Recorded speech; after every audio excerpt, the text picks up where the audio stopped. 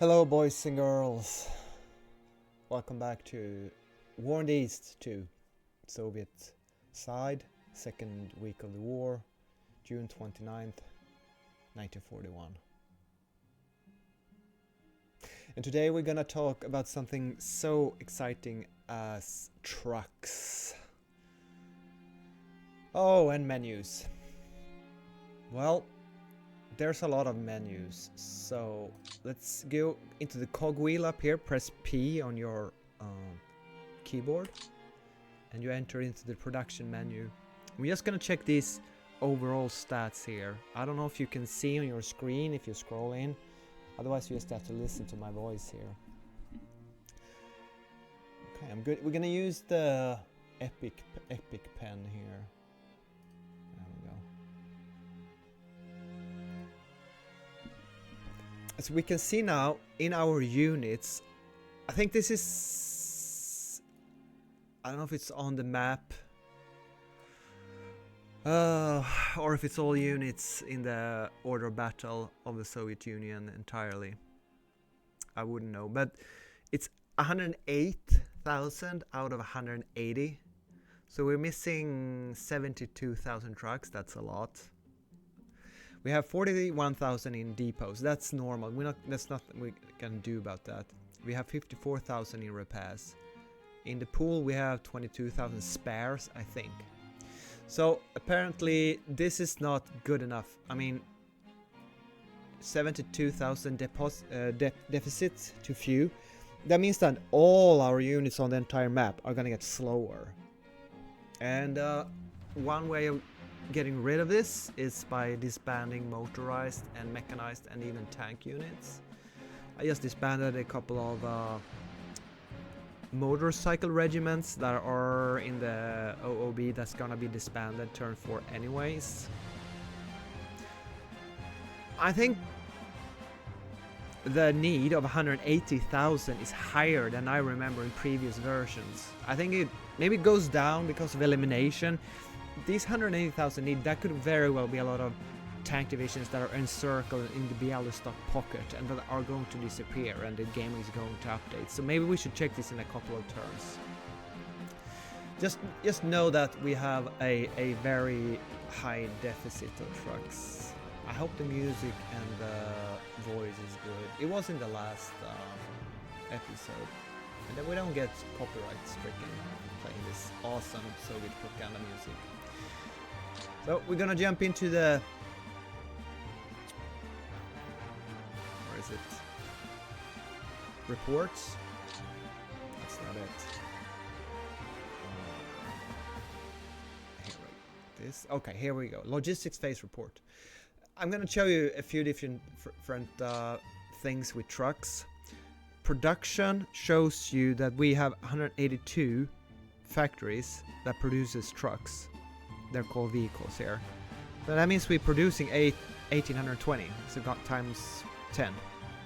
We're consuming 9,100. I don't know what that means. Maybe it popped into units and depots, sucked from the pool. And the amount of factories, I don't know if then you get a Lend-Lease column somewhere. Alright. In supply, you can see that 348 trucks have been lost during the campaign due to unit movement. So the more you move around your units in the worse weather and worse terrain, you bleed trucks in movement attrition.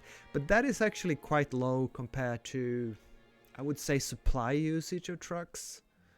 I mean, all in all, out of 108,000, we lost 348 in 2 turns of just running around like a wild chicken.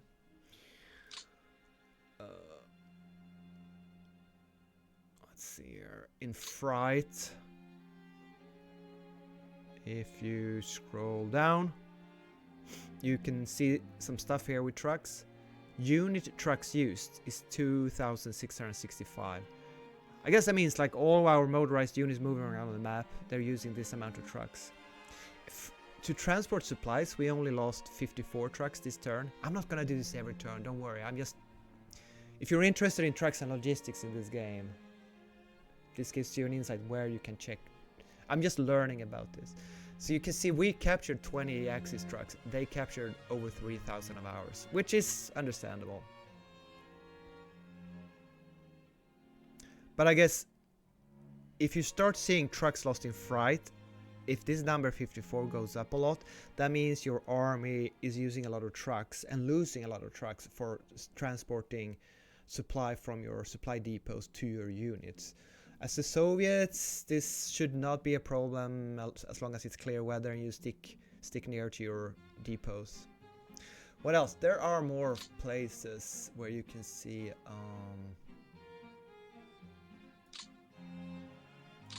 yeah, I think that's about it. So while we're here, let's not talk about trucks anymore. See some fun stuff here. We lost a leader, Egorov. I think he was bad. I don't know. I don't recognize his name. But we killed a German leader, Kurt von Briese. Never heard of him, so he's probably bad as well. They got Nearing instead. So that was probably a good trade for them. Okay, so enough of trucks. If you ever play this game, you're gonna know the setup, and you're gonna know that you're around 2.7 million men. But something we are going to keep an eye on in this campaign is the manpower pool, which means that I think at the beginning of this turn we had 572,000 free recruits manpower outside of the map and the units that we can transfer into our divisions. And if you fill all your units up to full, that manpower pool is going to be gone fairly soon. So I'm going to have my bad divisions on lower strength, and it's great to conserve this pool to use in my elite units a little bit. That's a plan.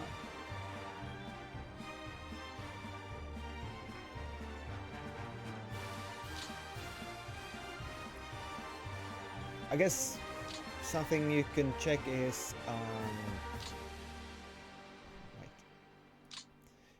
on the map right now, we have 2.5 million men. Still 9,000 tanks, 2.3 thousand airplanes. So this is our starting army. Oh, it's not. We're gonna lose 100,000 men in pockets next turn.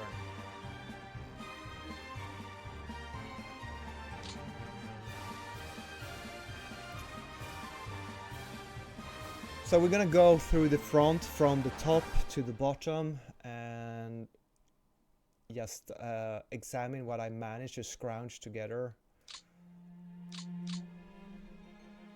for defenses for this far. I'm keeping this regiment. A live session with a string orchestra for the skip DLC that No talking Step Back video. for the game Hearts of Iron. Sorry about that. I managed to get a division up into Tallinn from down here. Your commander, sir. And we even have a couple of divisions here running around that I'm hoping to be able to evacuate. I'm not sure about that. Anyways, in Leningrad we have 2 new 88 and Boys. Too many boys. 111th Rifle Division. The first battle will turn them into men. In the old days I lived at least. And they are good at digging in, so we're gonna keep them up here in the Leningrad suburbs, and they're just gonna reinforce the forts here. I don't remember them being here before, so I think they're quite new. Around Novgorod we have 2 divisions. They're gonna stay here and dig in this fort and Novgorod itself. We have 1 division here and another here. So that's our secondary line. Now, of the 18 or so 12,000 men strong starter reinforcement Soviet reserve divisions, we place most of them up here 10 hexes away from the nearest German division. You right click, you set reserve TB hex, you go into the lead commander report and you assign them to that hex, and they pop out from the Soviet reserve onto the map. So you have to plan 10 hexes away from the nearest German unit, 1 turn ahead. So we're gonna get about a dozen divisions here up towards Leningrad. That's our main. A few of them south of Lake Ilmen as well. Okay, I have the EpiPen. Why don't I use it? go with red and the larger. So when the Germans swing up towards here, we're gonna have troops here, and when they go through Leningrad, we're gonna have troops like something like this. This is gonna be our defense line here. So Pskov consists of only defenses, only 4 divisions, these 4, and a couple of security regiments. So, and I made this checkerboard slow down, zone of control kind of defenses. You also have 1 decent tank division and mechanized here as a kind of a backstop. And I hope the AI isn't able to encircle all too many of these units. A human player would probably punish this setup, and I guess I would feel scared and run away. As you can see, I have not railed in everything in the bath sink and the bathtub with the bath water to this front. That used to be a very popular old strategy. I guess I had other plans, so I didn't do that. This is to slow them down so that my reinforcements can come in further north and I fight in better terrain with less chance of getting encircled. And I'll make it up to the viewers on YouTube 1 or 2 days from now. If you watch this and you have an opinion what to do with this 1 motorized Russian brigade, I could rail it into Pskov and probably unload it, or I could send it here to kind of flank the push towards Pskov and encircle some Panzer spearheads before the infantry catches up from the west. Or I could just rail it somewhere and use it next turn. I could help out with the secondary line here north of Pskov. I think the German player, if he wants to take Leningrad in 1941, I think it's very hard for the Soviet player to prevent it. I mean, if you make a decent enough push and that's your main focus for 1941, I think Leningrad's gonna be encircled and fall, to be honest. I don't quite see how you could stop it if Germany goes all in, and that's all they care about, more or less. And the thing is that it's a good strategy in my mind, because you usually can advance fairly well with not that strong forces elsewhere until you get stuck into the Russian stronger defenses outside maybe Moscow and somewhere else. Right, so you know, I all head-to-head Germans I faced, they always push very heavily towards Leningrad, and I usually focus a lot of forces there, and there are very heavy fighting outside it. So these Morale 50, 12,000 starter divisions, they're perfect for it. I used to deploy high quality divisions up here because that was my main priority, to hold it. But then the Germans would just grind down and slowly push back these divisions. They would slowly lose their somewhat higher than national morale down to the default one. So these elite divisions, they didn't have a chance to counterattack, to do some sneaky maneuvers, being an elite army. They were just standing and dying. So now I'm just gonna use manpower and a mass of it, and I don't care if they have excellent morale. They can just have the national morale, which is 50 at start, and then it goes just down to 45 turn, I don't know, 17 maybe. It's in the future. So a lot of mediocre divisions in this area. I gave, so you know, the 22nd Army up here is only, okay, it's almost 70,000 troops, 600 tanks. That's more than I thought. How the hell did it get up to almost 70,000 with only 4 trash divisions of infantry? I don't know.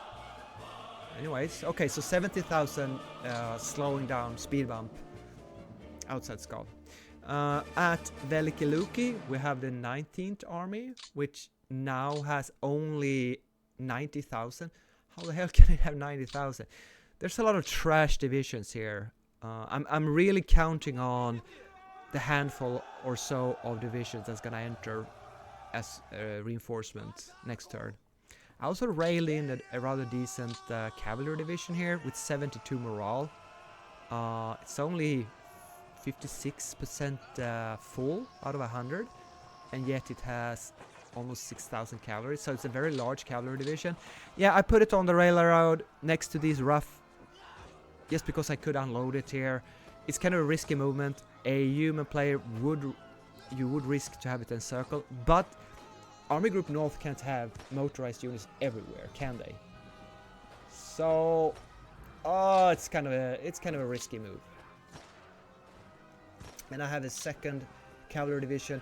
I like to use cavalry up here in the marshes and heavy forest hexes between Lake Ilmen and Velikiluki, because you don't really need full-size infantry divisions here, and high movement is good in this rough terrain out here. So I'm planning to use them. A secondary use for these cavalry divisions coming this way is that they might threaten to cut off any early Army Group North motorized spearheads pushing too far towards Leningrad because the German infantry turn 2 is not going to be that far, so there is kind of a gap here. So I like having light, fast, mobile units on each side as threatening pincers of this spearhead here. In my last head-to-head game, I actually cut off the entire spearhead, and I guess that slowed them down fuel and ammo supply-wise a little bit. I mean, of course it was opened up, there was no threat of encirclement and elimination of the German forces, but, you know, you might slow them down. Alright. Maybe I'll leave these forts to die here in fort level 2. Is it worth 1 or 2 movement points to lose a couple of thousand of manpower? I don't know.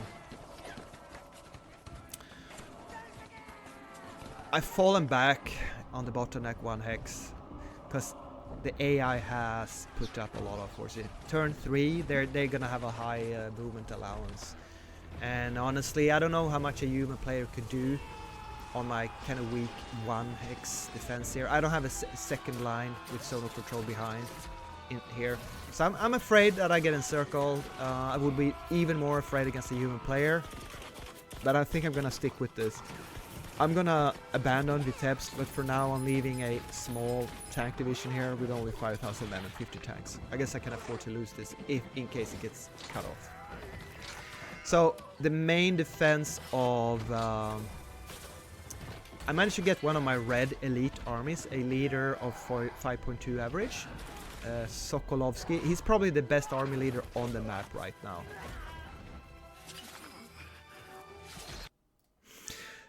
28th Army contains 130,000 men and 700 tanks.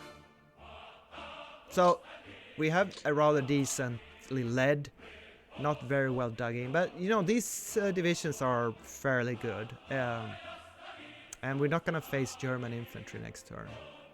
And behind it we have a growing, you know, I don't know if I can... There's 2 armies here. The 20th with 80,000 men and 1,000 tanks. They are to the south of Smolensk. And up here we have a very overstacked 16th army with another 140,000. No tanks though. So Smolensk is fairly heavily defended already as a secondary line here. And there is a bunch of high morale elite units that I'm refitting, trying to get up to force. And we have 1, 2, 3 forts that hasn't begun fortifying yet, but this is going to be a nice secondary defense. So obviously this line is going to fall back to this line. We have some crap divisions in Mogilev. Then in the Gomel area we have the 21st Army.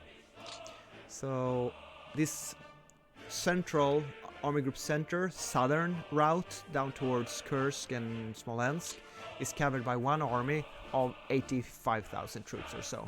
Not all our tanks. It's mostly a fallback, zonal control. I'm gonna try to save whatever struggling, retreating, routed, trashy units coming across the river here. We have the inner part of Bialystok Pocket being encircled and gonna die for sure, but we actually managed to squeeze up an opening here, and I pushed up this security regiment behind the river in the Marshex to kind of keep this opening open, maybe with a retreat, a lucky retreat or two here, maybe a couple of routing units out there. Maybe we are able to save some stuff out of the pocket still on turn 3. That just shows how incompetent the AI is, but considering we're playing on 120 difficulty level on everything, they are going to be quite punchy long term anyways, even if it's not that skilled. Am I forgetting something? Yeah, around Moscow. Behind me here, I am keeping a refitting infantry division, at least in each of these cities here. The Moscow defensive line. With my 20... I thought they were called political points. Is that in Hearts of Iron? Action points? Is that it? Anyways, the 20 points you get for replacing leaders and building units or building fortified zones. Until I can replace them with fortified zones, I keep infantry divisions here fortifying and refitting. They would refit faster and train faster in the reserve pool, but then they wouldn't be building, is it 10%? A fraction of your construction fortification value each turn. So slowly I'm gonna start building up the fort. You know, level 3 forts is very doable, but it's very hard. It takes a very long time to go from level 3 to level 4 in War in the East. And cities you can level up from level 3 to 4 if you have a fortified zone. So I want to start building forts here in cities behind the enemy line as fast as possible. Same with Bryansk and Orel and Kursk and Voronezh. They all have one unit sitting in them. Okay, so the Pripyat marshes still have a pocket here being eliminated. Don't care about that. But we have a little bit of stragglers heading eastwards here from the Pripyat marshes under the lousy command of General Muchienchenko, the 6th Army here. He's one of those leaders that's gonna get replaced as soon as possible. So we have how many stragglers? 22,000 stragglers retreating. So we're kind of out of the combat for a couple of turns. Then Army Group South, we're pulling out of this semi-encircled pocket here. It's basically one division of 8,000 men here, and a couple of security regiments and very banged up infantry divisions. So the 12th Army consists of around 20,000 troops, 21,000, and I think most of it's going to be eliminated. And then I placed a security regiment in Vinitsa, and I haven't decided whether I should eliminate these, disband them to save the manpower, or if I actually want to slow down one of these regiments, one movement point. It's probably useless. Okay, so enough about the trash in southwestern front sector, or Heeresgruppe Süd. I pulled up one tank corps towards Zhytomyr, and the reason for that is that I don't think these troops have enough movement factors and supply. As you can see here, fuel is already orange on these regiments here, and or yellow. I don't think they're gonna have enough to encircle this and push up through all these enemy hexes. So I'm just gonna refit a couple of units here inside Zhytomyr, which still has a depot, and a couple of red ones under Rokossovsky. Yeah, Rokossovsky's corps is gonna disappear in 4 turns, or turn 4, sorry. But for now, he's in command of these units. He's as good as commanding mech as infantry. But I do have another tank corps here, denominated by its gray-black color here. Batov, he's a good tank commander. It's gonna take over command here.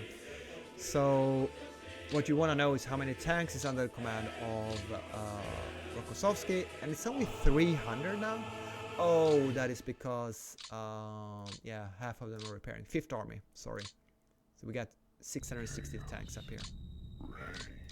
Maybe I can do if he sends up a weak regiment, maybe I can even launch a limited counterattack and make it retreat, gain a win, and fall back. Who knows? So I suppose I want these troops to fall back straight, not into Kiev, but straight eastward towards Cherkasy.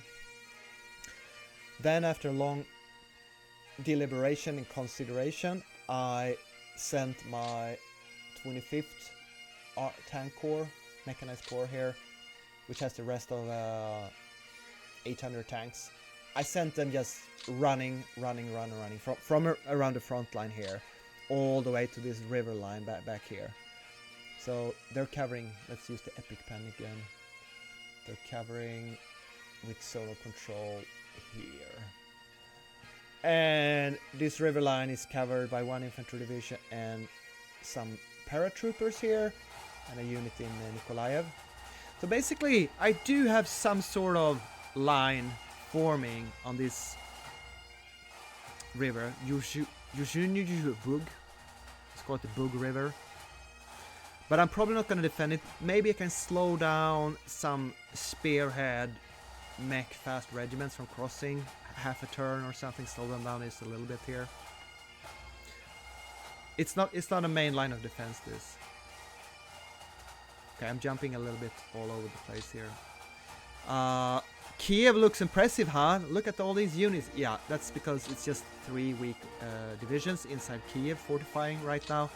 Other than that, it's just trash. Some paratroopers, some security regiments, some forts and headquarters. It's basically nothing here. Let's see, is there even an army here?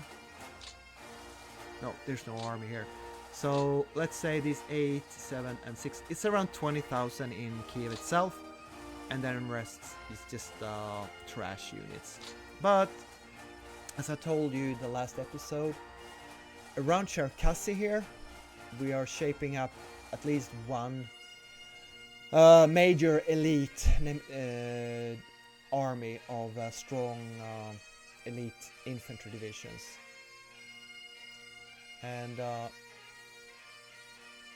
this division, no, this army here, the 4th army, has a very light green color, which means its leadership is 2.4, which is terrible. So he's going to be the first leader that I upgrade. So if I don't build a lot of fortified zones for my action points, I'm going to replace this leader or someone. And behind it, we do have a defensive line taking shape along the river here with small, low, to medium quality divisions. And also up towards Poltava here we have another fortified line. So here we're gonna fight the Germans once they reach here.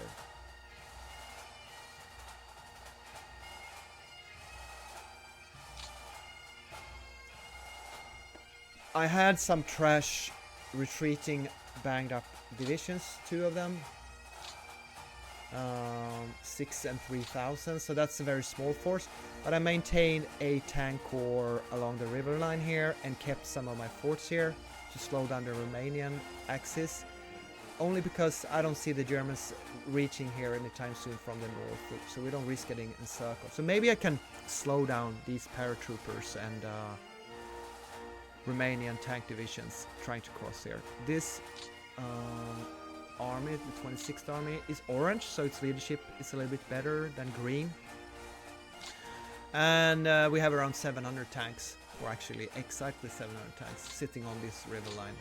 You know, I managed to rail in 1 single division into Odessa from around up here, northeast Romania. So I don't know if I'm even gonna defend Odessa at all. I have very few forces in this sector. And then we have a hero division, 25th Rifle Division, that actually won 3 combats on the first turn versus the AI's futile attacks. I managed to open up the encirclement with a cavalry division. So if I'm lucky, I'll get a retreat and rout result, and this elite division manages to survive. Another division and the security regiment is retreating northwards. We have 7 or 8 mountain divisions fortifying the entrance to the Crimean Peninsula already. Not a full army yet, but you know, they're good quality. And so what I'm hesitant about now is whether to start replacing army leaders or build more fortified zones this turn. I haven't made up my mind with that. I try to bring as many support units, artillery, engineers, anti-air, etc. to Stavka, and the lower trained ones I have sent into the strategic reserve for training and morale increase and replenishment, of course.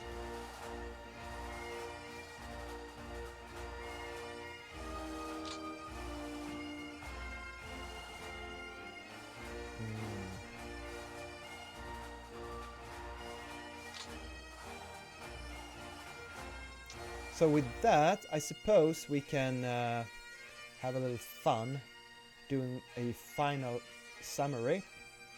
We're not gonna do the German combat phase in this video because it's long enough already as it is. So you have to wait for the next video to do that. Here's gonna be my main lines of defense. Around here, around here. Gonna try to do something around Veliky. Obviously, we're gonna fight hard as hell in front of Smolensk. And here we're gonna have one of our 2 elite infantry armies. And probably something of a tank army as well as kind of a mobile reserve to put on reserve to help with our defenses. We're gonna have a strong defense here. And then we're gonna have a weaker defense down towards Bryansk. And we're not gonna defend this sector north of the Pripyat marshes. We're probably not gonna defend until they reach Bryansk. And what is this? What's the name of this town? We probably try to set up some sort of defense here. Okay, that's nice. And then once they reach Kursk and Kharkov, this sector we're gonna defend, of course. So if they make a strong southern push, as I know human players, it's probably good to have some cavalry and maybe motorized brigades, weaker mobile, to kind of skirmish war if they send strong, fast spearheads without infantry support nearby. Maybe you can make a few encirclements as well. But without scouting planes, it's really hard to know what's going on, and it's always a risk that your units get needlessly annihilated. Usually versus the Germans in 1941, you will lose a mobile warfare, right? Information-wise and quality-wise, number-wise, anything. But, maybe you can mess up their Army Group Center southern advance a little bit, just delay it. I'm not planning to do much in the way of defense, at least in this sector. I'm not gonna defend Leningrad, excuse me, Kiev. I'm just gonna fall back, and if he wants to cross into, it's bad terrain forts, but I am going to use my 2nd elite infantry army here to try to launch some counterattacks, because there is a rail line going very close to here. The main rail line is going here. You can have rail line into Kiev, but it's not the optimal one because of these marches here. And then I'll defend down towards Nikolaev and the Kerch entrance. And then from here I'm gonna fall back. It's not and I'm gonna defend the river line here, and I'm gonna defend the Poltava river line here.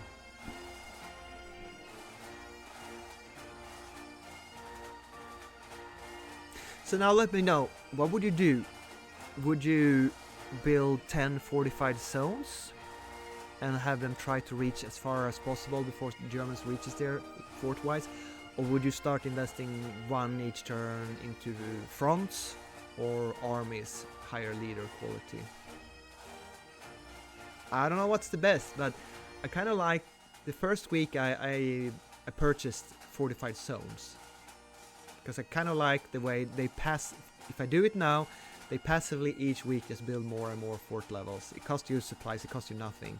So, and once the Germans get there, you might have a really, really nice fort ready for. And it's far into the future, it's a long-term investment. Sure, your leadership is going to give you next week, you're going to have better leadership of that army. But as you can see, my main armies they're not next to the Germans quite yet. So I have a bit of a delay for week 3. Okay, that's a lot. Get a general overview of my plans and hopes, and let's see what happens during the German turn. Come round for another pass. Captain Nida, the ship no longer appears on our scopes. They can't have disappeared. No ship that small has a cloaking device. Well, there's no trace of them, sir. Captain, Lord Vader demands Find an the update on the lack of pursuit. faith disturbing, as Lord Vader would have put it Get a shuttle ready. for my defenses here on the I map. shall assume full responsibility for losing them and apologize. Well, to Vader. with that, Meanwhile, I, continue to scan the area. I don't know. I've forgotten 10 things to say. I'm not quite done with this turn, but we hope the evil empire is not gonna push too far next turn, and that my forces will do in the combat that comes. Let me know in the comments what do you think about my setup and War in the East and streaming it and AI versus head-to-head gameplay. And if you have any tips and tricks and stuff you would like to comment on, I'd be happy to have some comments. Alright, I'll see you in the next one. Bye bye.